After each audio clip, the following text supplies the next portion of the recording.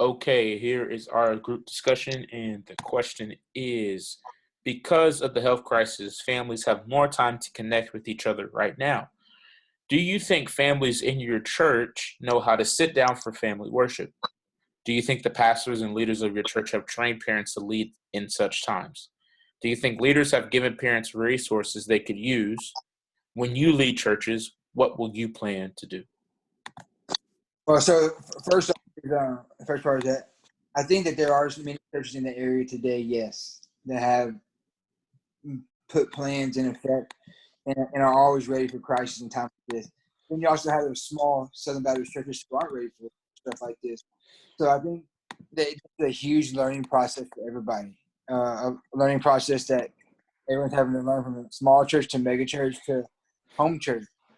So I really think that the process here is more just focusing on who Christ is and really learning how to disciple our people.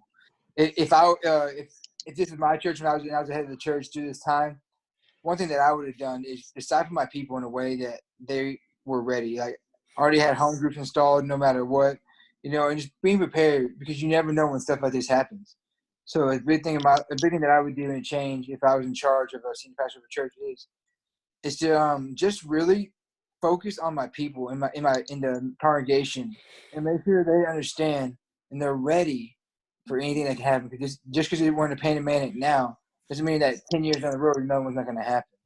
But so the fact of the matter is that just discipling the people and telling them who they are for Christ, and maybe at the same time helping those other smaller churches prepare for times as this as well.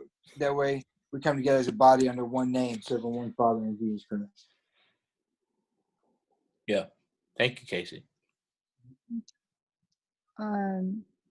My church is seeing this crisis as an opportunity where we could,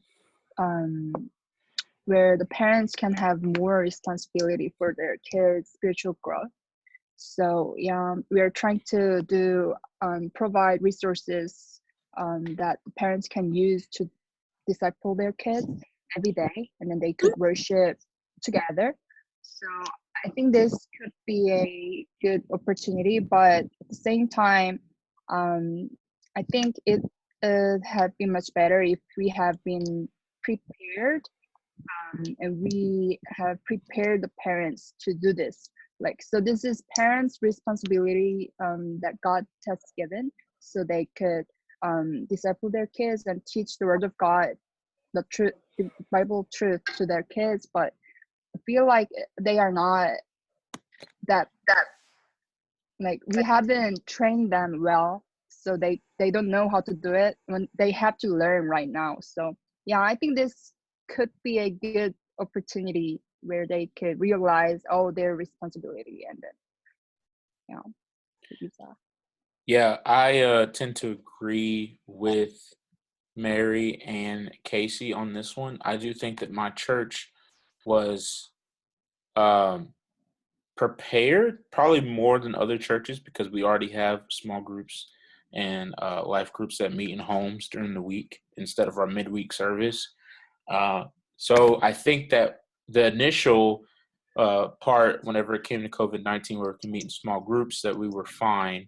But kind of going digital, I don't necessarily know if we were completely ready for that, for complete isolation and complete no physical contact. So I do think that our church needs to have that prepared of just having fully digital ministry that we know that we can go and use for kids, for young adults, for even empty nesters. I think that it could just be a huge futuristic thing for guys in ministry who are, in seminary now, that they know how to use more of this technology, and that could be part of their job at the church, is just somebody who's there and puts videos together, puts teachings together to know hey, this might happen again. So we just need to be ready.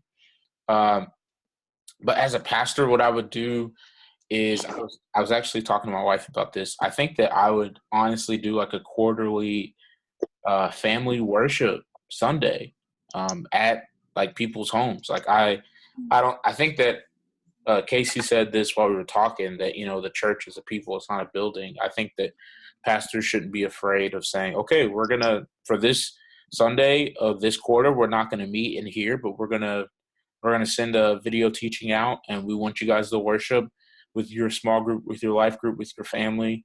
And because I want our people to know what that looks like, if that had to be something they had to do all the time. And I think that that would really kind of put emphasis on what is the church. It's not, you know, being in a building at a physical address, but it's about being with a certain group of people. So, yeah, that's our recording for today.